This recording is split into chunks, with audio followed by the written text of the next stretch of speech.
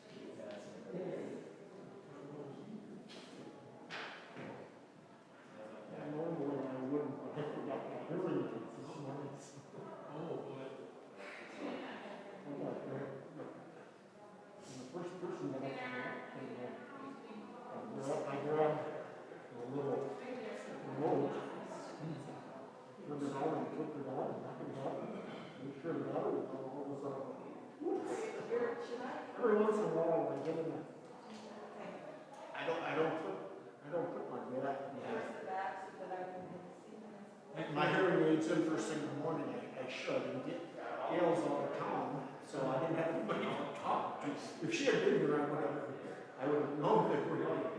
And then I got late because we saw it in the lake, and oh boy, just forgot. I should really just put them in. I try and do that when I go to rest, and then I several times walk, go out and go down the hall, everything's so quiet. Remember that we'll have it on.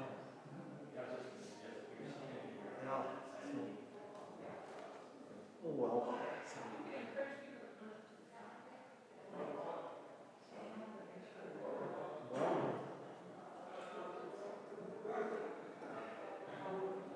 I think fall is here. Close to winter. We got a little bit of a freeze last night. I don't have many flowers standing anymore. Yeah, it's pretty nice.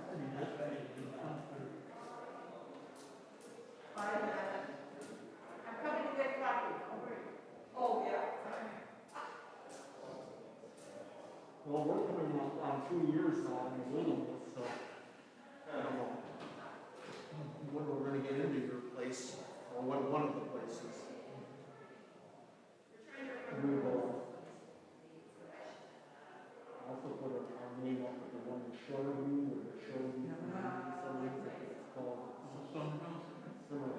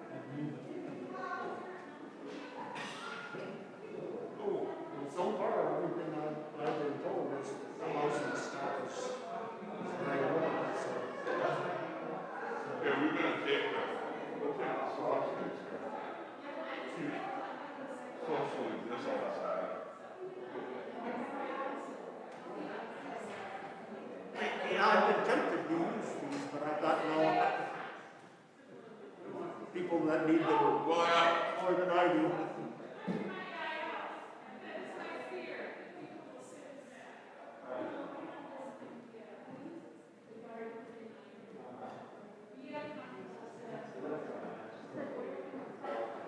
It's kind of interesting, we've talked to some other people who have looked at it. So I have for some friends and they want to wait till you're the rain. The thought was, what do they call it, stones. Didn't like the idea of walking from there in winter over to the main. Also, I guess that's a valid point. Right now, I think that's a short walk. And the trees, especially for a big building or ground. Well, they just put you on the list. I'm on a list when we first signed up, I was just under the last. And then we said, well, might as well get on the list for the main building, just in case down the road we get the lyric. Again, if we have to move, I don't want to be too chosen, you take what you can afford, obviously, but you also just say, okay, this is it. And I don't know how much they encourage it, and you can move like this. All of a sudden, well, just like me, we just were 3 months at one place. Well, they have no problem with that. But if that's your problem, that's what you do. It's just that you're not Yeah. I didn't know how long it would be.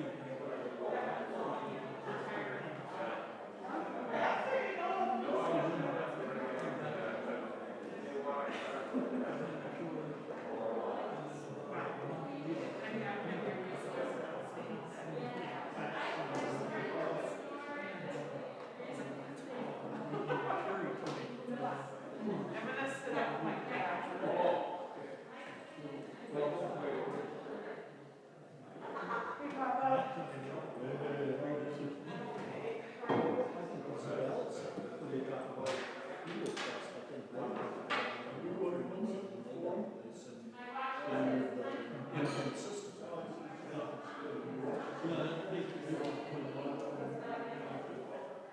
We have both parties. It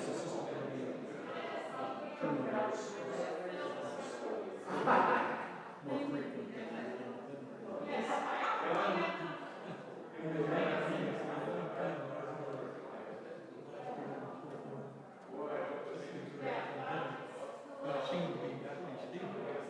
And all of a sudden, here this year.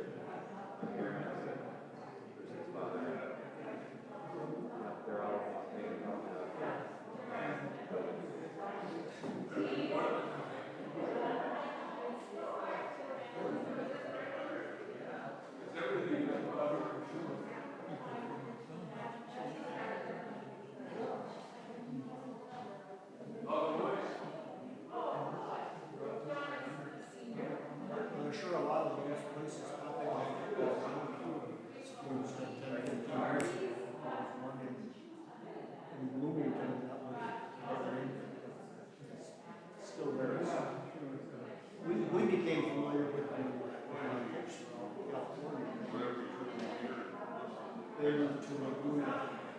They were in Laguna.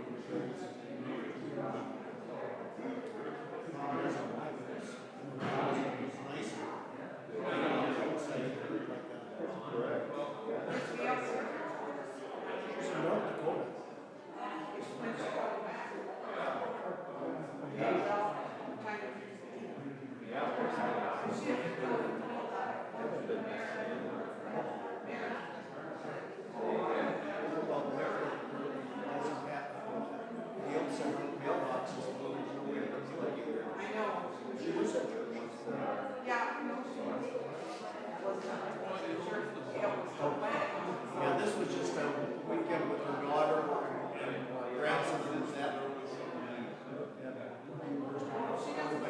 But they're supposed to, yeah,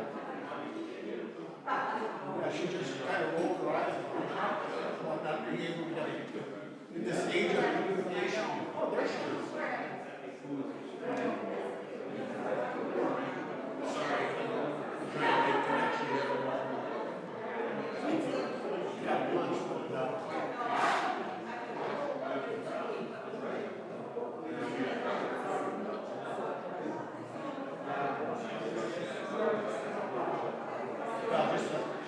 there's a whole number of things.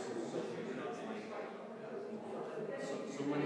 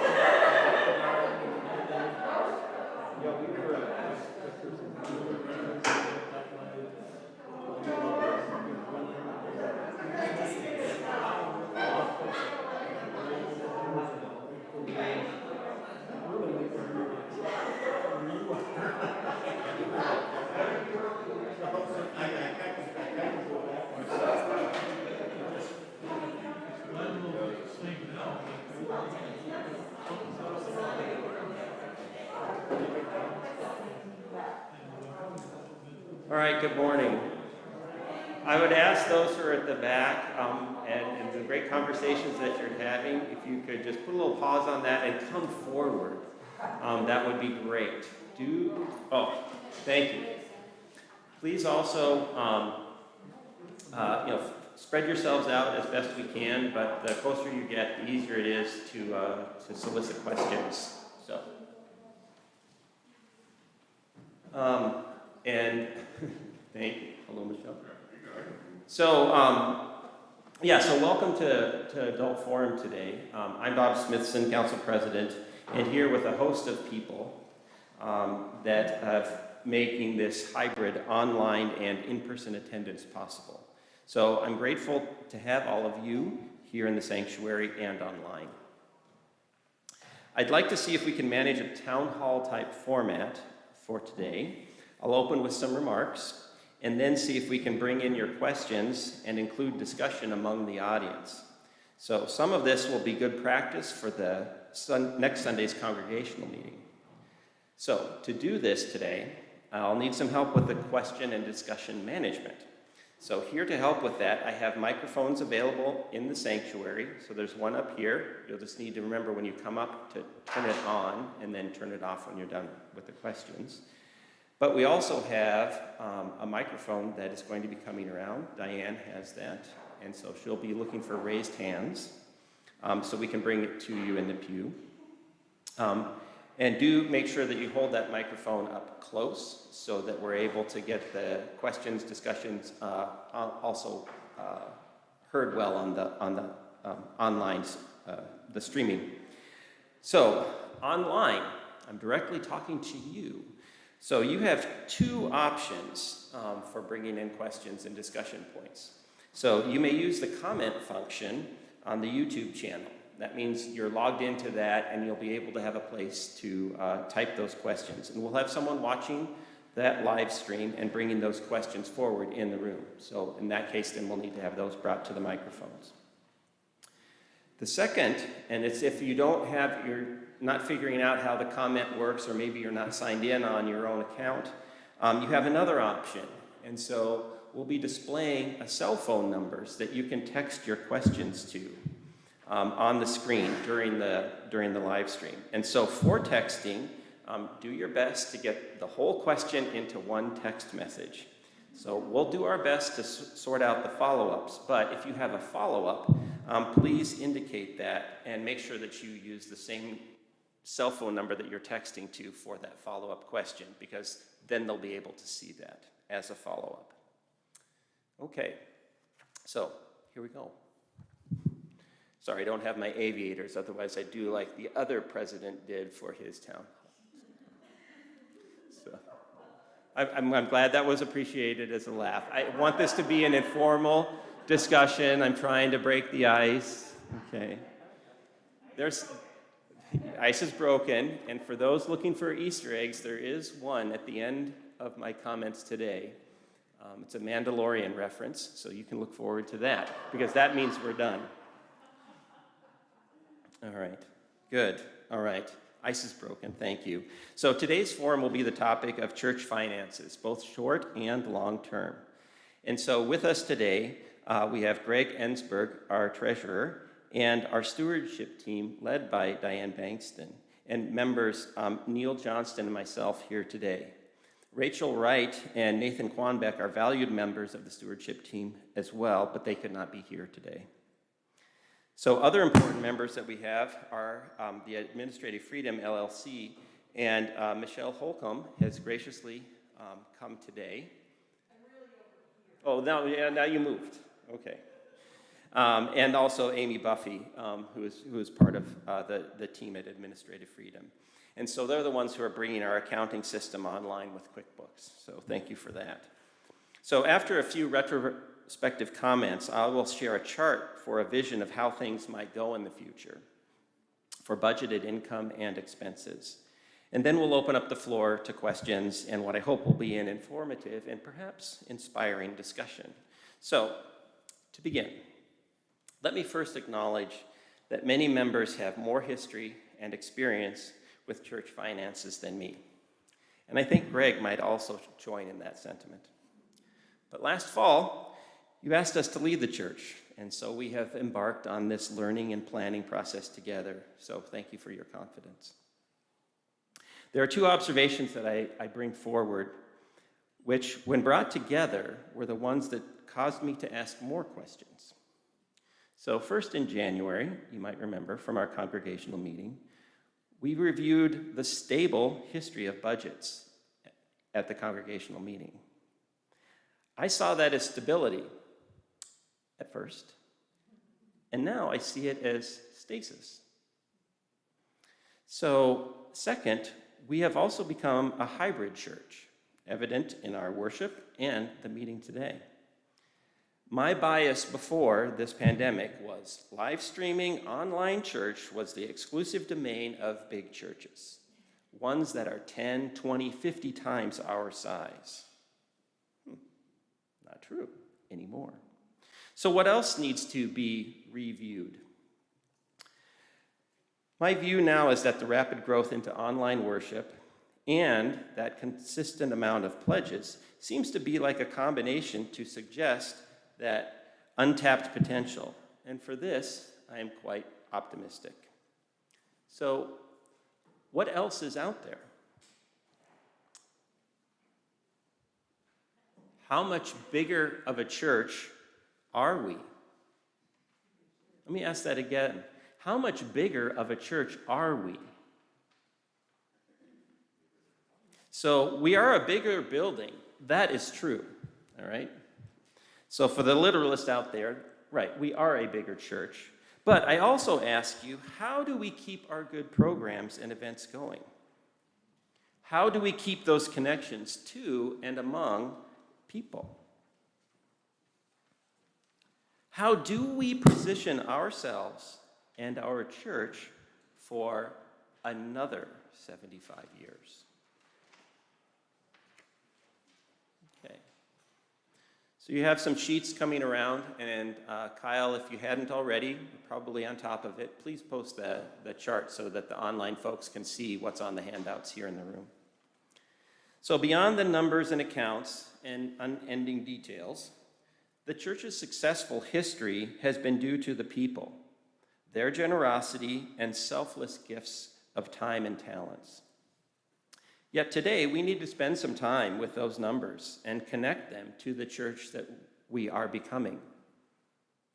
That was a tiny, tiny little Easter egg. All right. So we have two issues to face. The first one will be our subject today, talking about the giving and our obligations and our priorities. That's the budget for next year. It's a vision. So I'll lay out what can be the future for the next couple of years of increased annual stewardship, plus the impact of a follow-up capital campaign to the one that's ending now in 2021. But before we dive into those details and this chart, so I'm giving you some more time to look that over, there is a second issue that needs to be addressed. That second issue is, at its core, a task. And really, it's about making a tool that we can all understand and use. And that is creating an accounting system that follows best practices. So our formal financial administrator, Janine, did an extraordinary job of making reports and creating tracking mechanisms. And many of you have benefited from her ability and flexibility over the years. Along my financial learning journey, one descriptor that came to mind was a local diner. She was a stockroom employee, a short order cook, and waitress, taking special orders, letting people bring in their own ingredients, and serving up reports. Everyone was satisfied. After spending quite some time with the numbers, I also want to refer to that accounting system as the immaculate Rube Goldberg. It works. It works. Yet there could be another way. And our new accounting firm, Administrative Freedom, is working diligently to bring that very faithful and earnest work into new formats that we can use to understand, manage, and predict our financial position more clearly. This is a work in progress, and thankfully, we do have a solid history and data for sure. So for today, I want to go back and concentrate on that larger picture of finances, okay?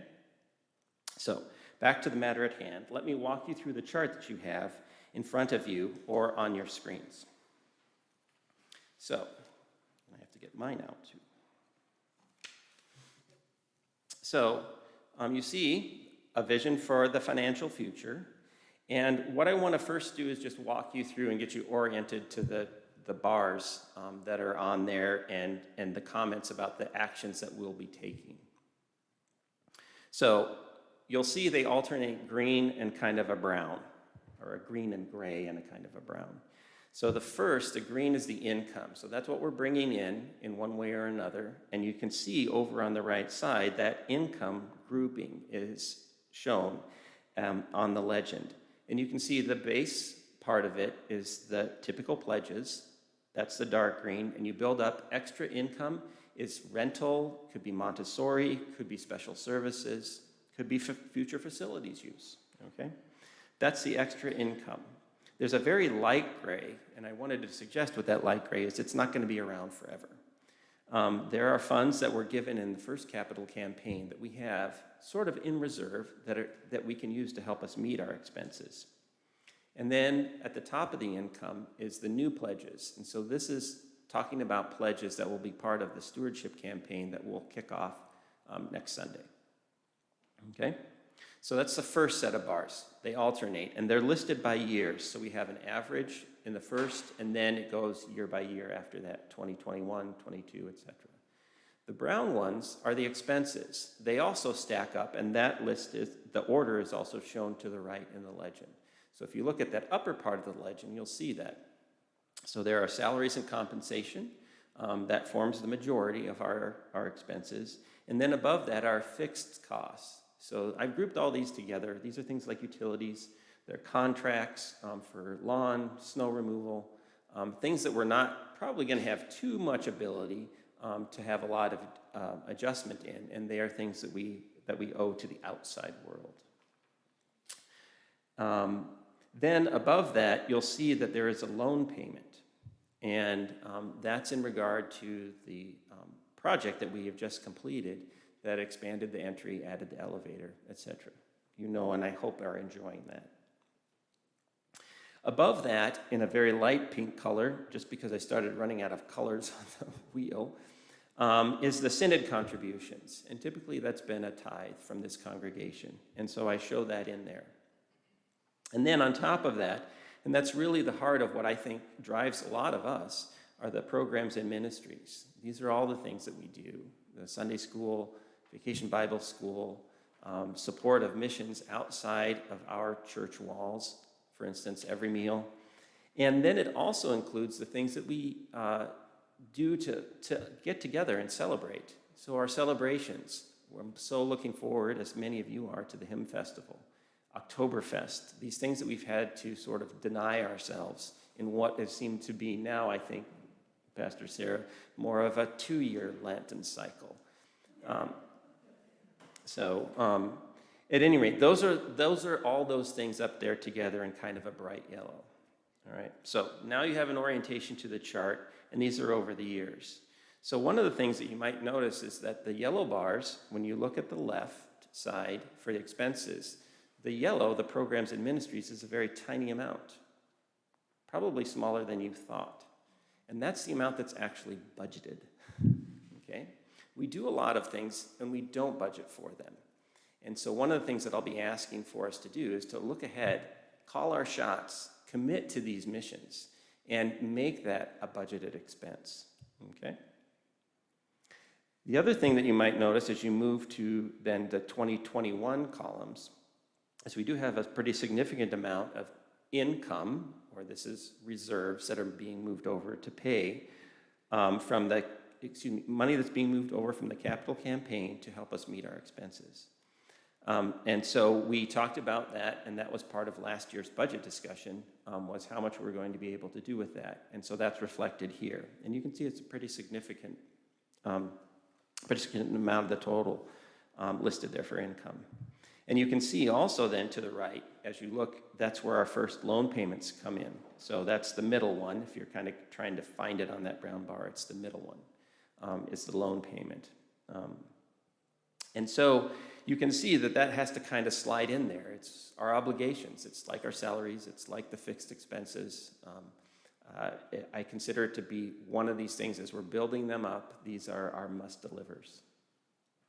Now, as we look ahead now, getting to the vision part, so I just want to make sure we had good footing, and I'm going to pause to see if there are any questions.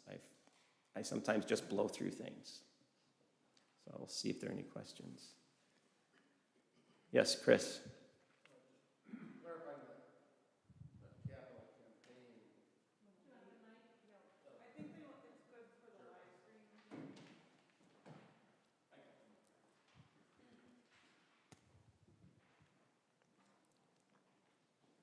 So just clarifying the income in 2021 for the capital campaign? You have to turn it on, sorry.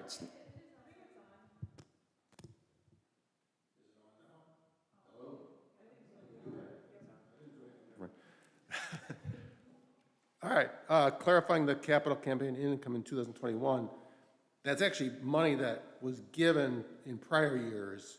We're just reflecting it in 21 as income, is that true? Yes, that's true. So just to clarify, the question was whether or not that income listed as the capital campaign was actually given in prior years and just now being listed. And yes, and I think, and I'll see my teacher is here. So those liabilities given in earlier years, so it's a little bit weird to think about that. That liability is now being moved into that this year in order to meet the expenses. And so it passes through becoming from a liability into income and then going out the door as an expense. Did I get it? Yes. I passed. Okay. Other questions? Okay. Feel free to interrupt at any time. So now what I'm going to do is move on to the vision of the future. And so these will go a little bit quicker now that I've sort of laid the groundwork. Okay, so as you look at the chart, we have 2022 income and expenses, and then 2023 the same way. And there are things that were going to happen. One of them is already underway, and there are things that we would like to happen, and that will happen in the near future. So the things that's already underway is the Stewardship for All Seasons. So the committee that I had introduced before, we've been working since, well, we started some of the preliminary work, but working most earnestly since August. Think about that. So we're ready to kick that campaign off, and we will do that next Sunday. Okay, and we've got 3 Sundays, chance to hear from people. We'll have information that will be handed out and available online if you're doing the remote link in terms of the worship, and you'll be able to see some of the things that we're doing, some of the things you already know, some of them you are people that are leading it, all right? And so we'll talk about those things, and those are the things that energize us, that get us enthusiastic about being part of this church body, okay? But what we hope to have as the outcome is you see that new pledges. So that's at the top of the column. So it's sort of like adding on. I'm trying to suggest with the graphics, this is something that's going to be above and beyond what we have been doing. And it's a pretty significant increase. You'll see in those documents that there are changes that we would like to make. And I referenced that earlier with the budget. We want to call our shots. And so I'm asking you as well, when we get into the stewardship campaign, think about your giving. Put it together. Let's call our shots and put that in as our pledged income. It will make it so much easier for us to plan and appropriately prioritize and size the kinds of missions and programs that we will have for 2022.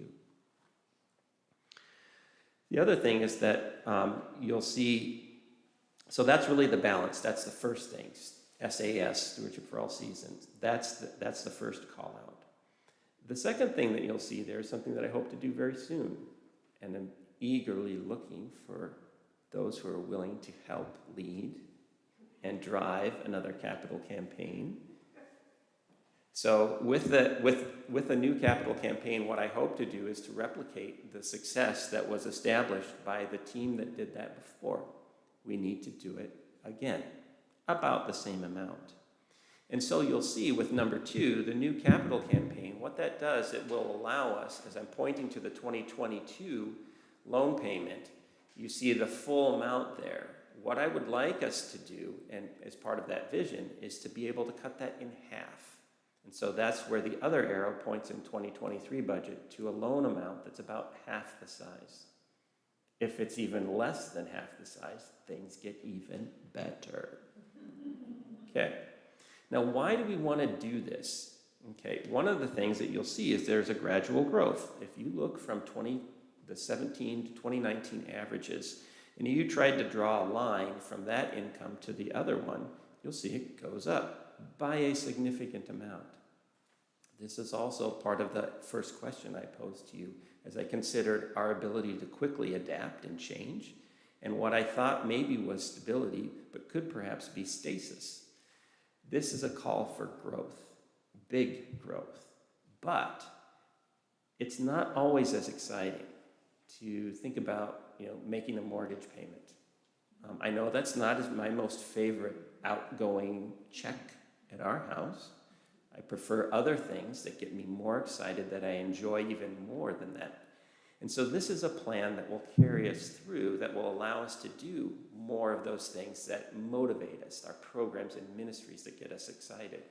And so when you consider what's going on and you look at that yellow box over there by 2023, it's bigger. It's actually quite a bit bigger than what you see in the 2017, 2019. So not only am I asking to say, let's call our shots, but let's also grow our programs.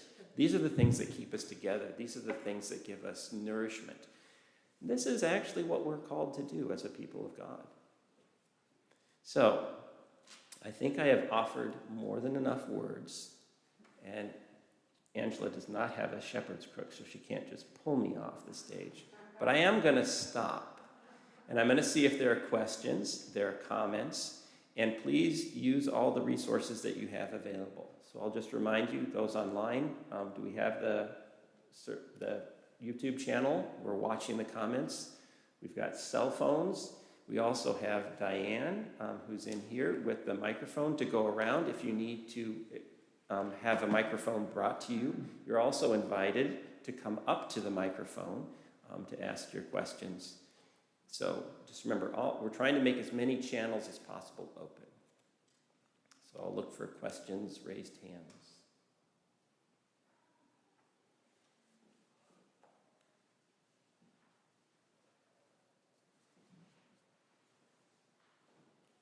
So we have a question in the room. So is the Stewardship for All Seasons the campaign that you're talking about? Is that the name of the campaign? Yeah, so Stewardship for All Seasons is the name of the program. The organization that we work with came as a recommendation through the Synod. GSB is that organization's name, and the program for churches, as they have a variety of services that they offer, is Stewardship for All Seasons. And it's through them that we've been working on coming up with the program that will unfold starting next Sunday. And it's a 4-week program, 4 Sundays that you will be hearing about things every Sunday morning. It culminates with an appeal on November 21st, and there'll be signs going up shortly too, with those dates on it. Okay, Bob, you were talking about the missions. You would like them to be funded in our expenses. I'm just wondering if you are saying that monthly missions would no longer be part of what we do. I mean, as additional monthly missions funded by ourselves.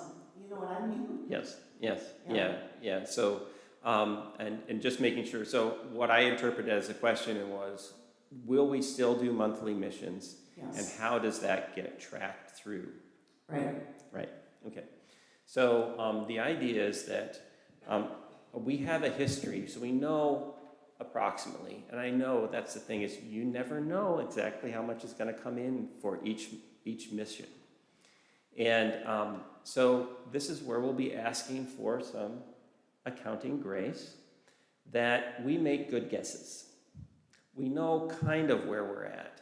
And so in a certain sense, being within $500, $1,000, it's going to be okay. We may miss, hopefully not by much, but then 2023, we'll have a much better idea. And then we'll make a better estimate. And so that's one of the things that for me also was sort of an eye-opening thing, was to consider before, I looked at budgets and I thought, this is how you know if you're good or bad. If you're over or under budget, whether did you hit the target? And from my scientific perspective, that's how I drive my process development is like, did I make exactly what I said I was going to? However, that is a use of the budget. However, it's not the best use of a budget. The best use of a budget is for a community to come together and establish a common vision. This is where we want to go.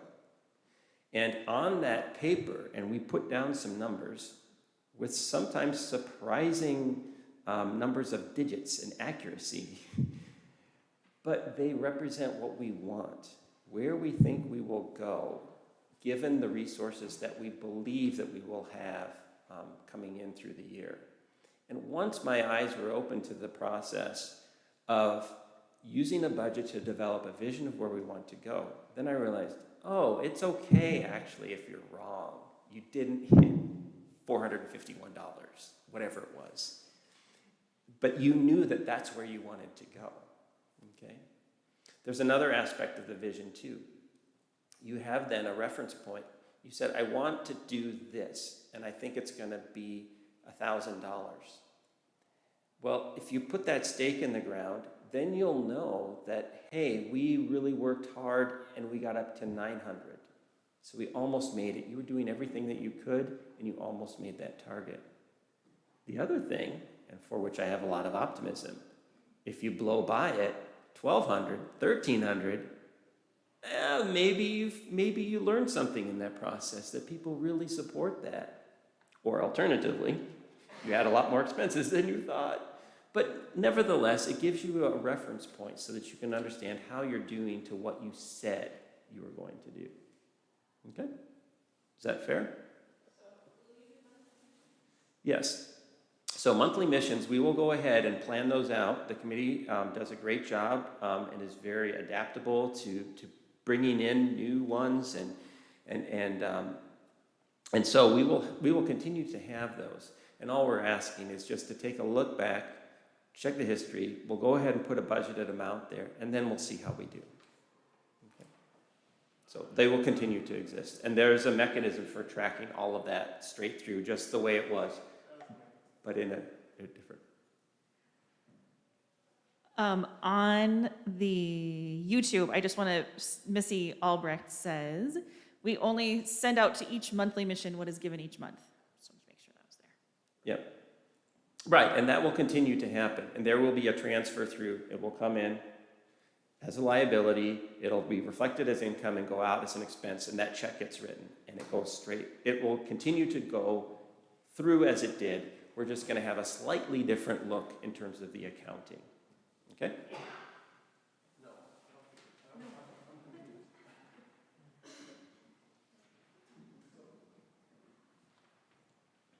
So are we saying we're going to budget the monthly mission amounts? Yep, Then, that's my vision. then that means that our pledges have to include monthly missions. Exactly. I did not pay him to make that point. I wanted the conclusion to be drawn. That's exactly what I'm asking for. Call our shots. Say that what I'm going to do. Okay? We go back a long ways, and I didn't expect it was going to be you. But but it has to come out. It's right here. If nobody says that. Yep, that's exactly what I would like to have happen. We can be so much more powerful when we do and say what we're going to do and say. Yeah.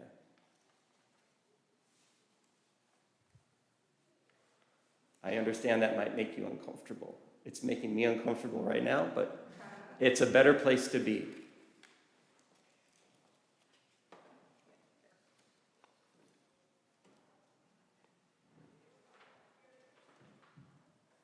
I guess I just have a question. How are we doing in respect to what our pledges were? And are we meeting those pledges for 2021? And also in regards to capital campaign, are we meeting those pledges from our original capital campaign? Greg, would you like me to while I have the microphone, or do you want to? That's what I thought.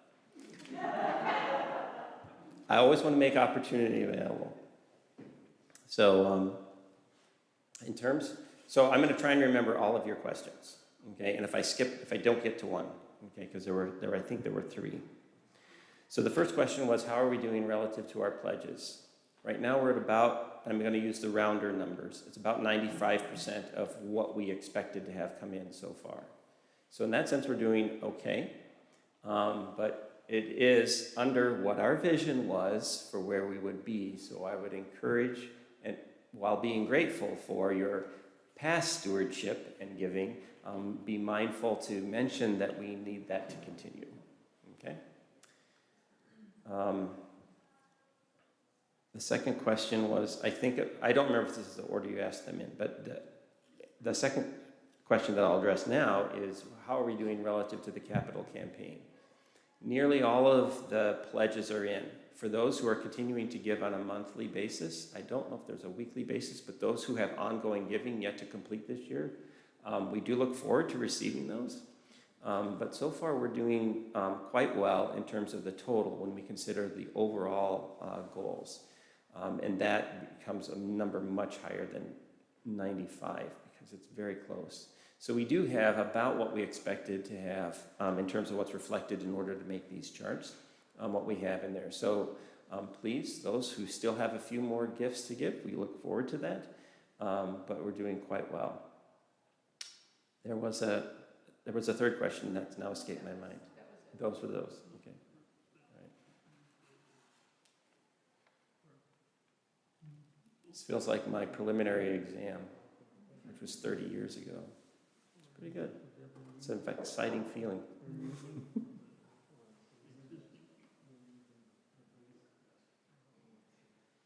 I'm looking at my cell phone people. Missy asks, are expenses also down? Are we currently meeting our budget? Yes. So, yes is I'm going to give you 2 levels, and then I'm going to have somebody maybe pull the plug when I start walking through the detail. At a high level, yes, we're pretty well on track. Now, one of the things that's come about in terms of doing the accounting is that we look like we're running a rather large deficit. Now, just don't panic.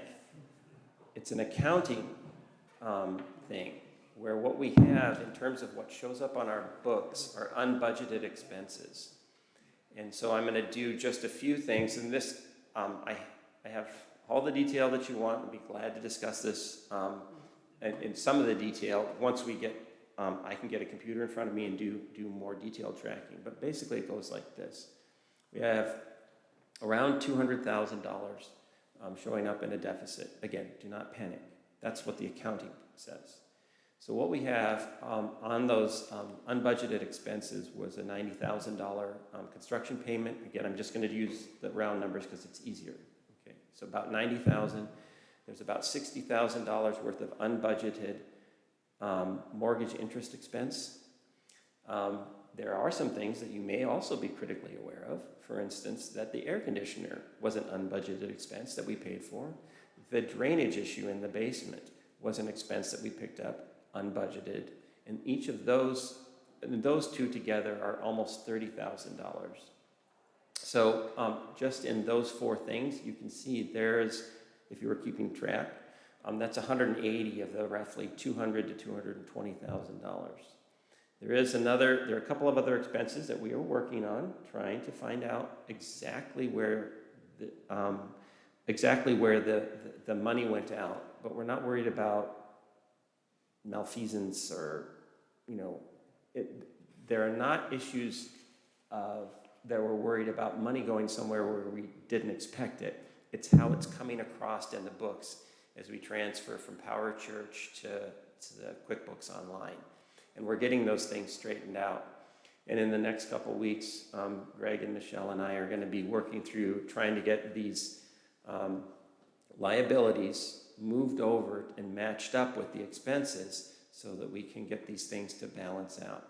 But nevertheless, I've been watching this very, very carefully over the last 3 months, and I'm always within about, remember, it's a $200,000 amount. I'm almost always within less than $10,000 of having everything balance out. So we're going to get the rest of those things lined out. And I myself am not worried based on sort of getting this history going of where things are going to end up by the end of the year. Please remember your pledges.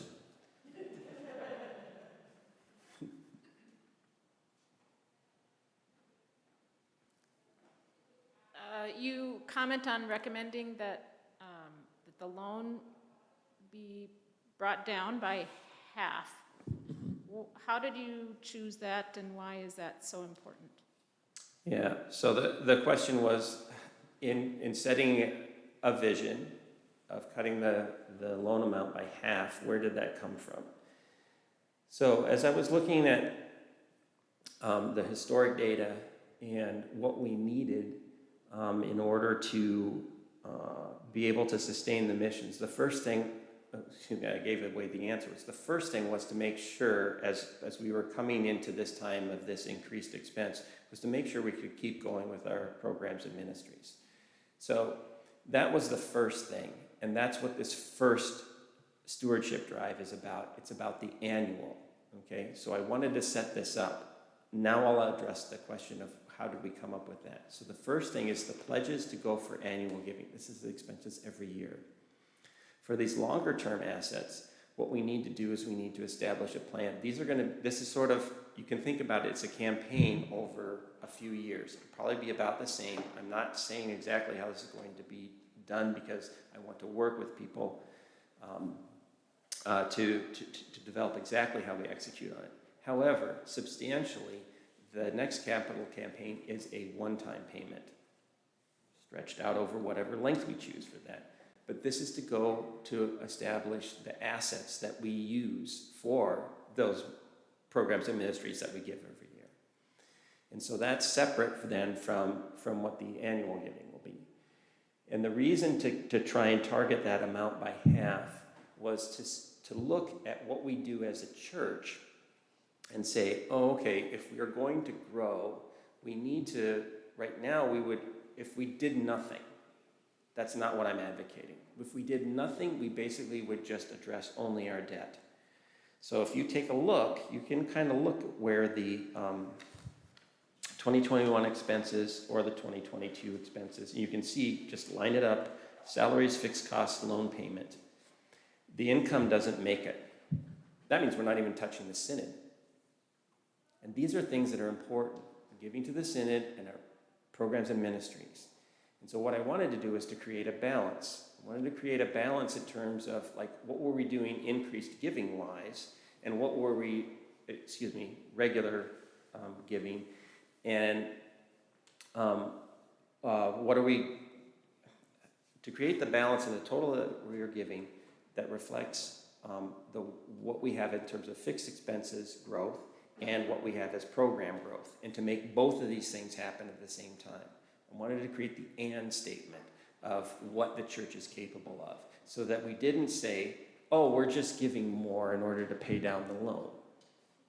This is true, but it's not as rewarding, it's not as nurturing, and it's not really a reflection of perhaps the best stewardship that we could do.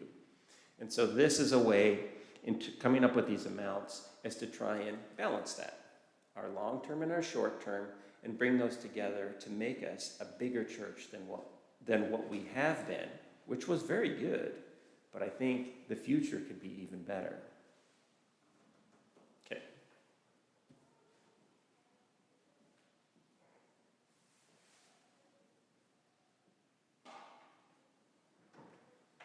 How are we doing that? Oh, okay. Can you just explain the new pledges? Is that intended to be new people or additional pledges to our existing ones? Mm-hmm. That's a great question. So, Could you repeat the question? yes, I will. So the question is in terms of the new pledges that are listed, and I would also draw your attention to the fact that 2022 is a certain size and 2023 is still bigger. Absolutely, we would welcome anyone in the door. I think this group has established that they would be welcome, as would their giving. Now, that being said, I have a second teacher sitting there. So that being said, it's been historically shown that trying to just grow your membership as a way of getting out of debt is not successful. There may be limited cases, but generally that's not the way you do it. The way to establish is usually just to, and what I hope we will be our successful campaign, is to understand where people are starting and encourage them to find, identify, and then act on the reward that they get for the giving that they make. Being able to see the direct line connection between this is what I do, this is how I give, and this is what happens is critically important. And what we want to do is we want to use that as the motivation to grow the giving that we have. Now, that's the majority of that. It's not all of it, though. The other thing is to find those who are in the congregation, perhaps who are either not pledging, but yet still giving, provide them the encouragement to grow, and then also to see if we can't get some who are not giving yet to join the ranks. And together, those things feed in order to make these targets possible. And these targets are also part of what we worked on with Stewardship for All Seasons, was to identify what we believe to be realistic targets, maybe aggressive, and get us a little uncomfortable, but very reasonable growth. It's an and. Yeah. But when you're looking at where it's mostly growth internal is what you're looking for, and growth of, for the people who are here. Sandra Bankston says, what are we doing about building our congregation? Yeah, so I've chosen to focus a lot on the finances of who we have here. The other thing that I see is there are activities afoot to try and increase that. One is to increase the connection to the community. And one of the things that we did develop during this year was a facilities use policy so that one can come in and identify how, even among the groups that are here, how do we use the spaces? And so what we would like to do, and I'm looking forward to, and I see Neil out there, is connecting also to the arts community. And one of the things we would like to do is we'd like to use this space and some additional facility in it, so some ability to display and host artwork as part of one of those outreaches. Okay, we have had good connections with the schools.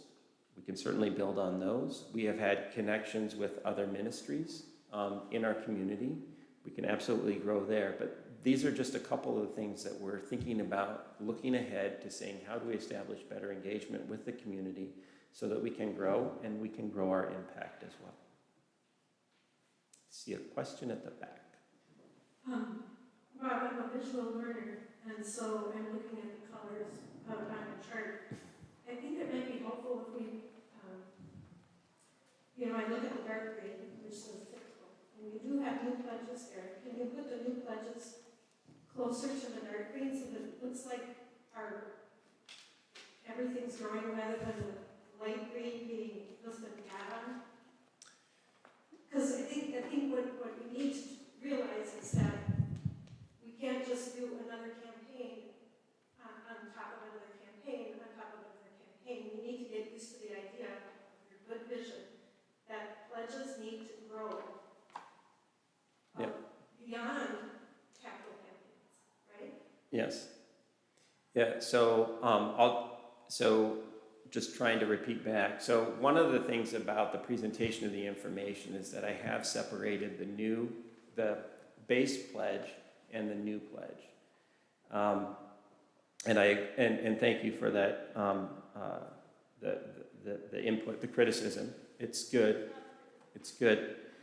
Because they used to be closer to each other in an earlier embodiment. And so, yes, but that does become then the net of what we're doing, is we're growing the total amount of pledging. So you're absolutely right. And also being a visual guy, I took the opportunity to present it in this way.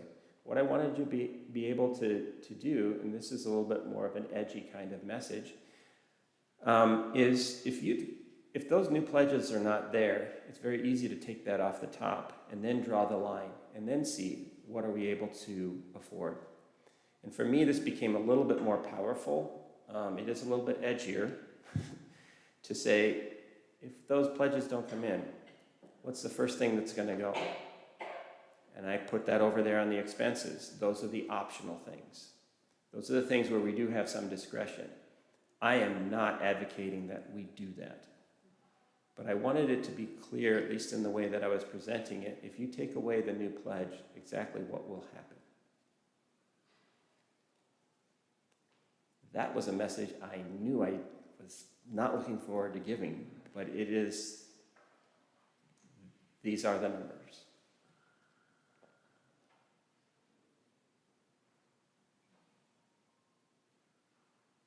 Okay, that was about as long as I could, but I am totally optimistic we can do this, okay? We can. I believe it's there, okay? It's like a silent prayer, right? How long should I go?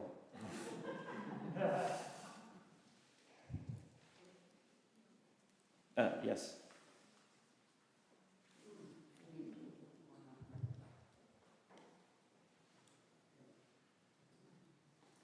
I want to thank you for a great presentation. Thank you.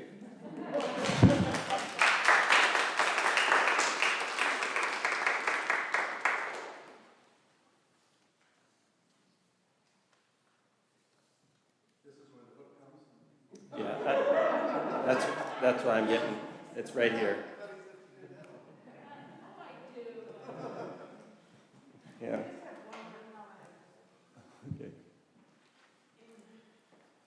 I know it's not always about growth, but I do wonder if the online streaming we've considered providing to nursing homes and other places of, I don't know, shut-ins or otherwise, and just talking about growth with that, and that being another opportunity for support. Okay. There are two things. Thank you for that question, Rebecca. So the question was, what are the remote or off-site connection, and how does that fit in? I'm paraphrasing. Okay. So there are two things. One, which I've already touched on, and you're obviously aware, is we have remote worship.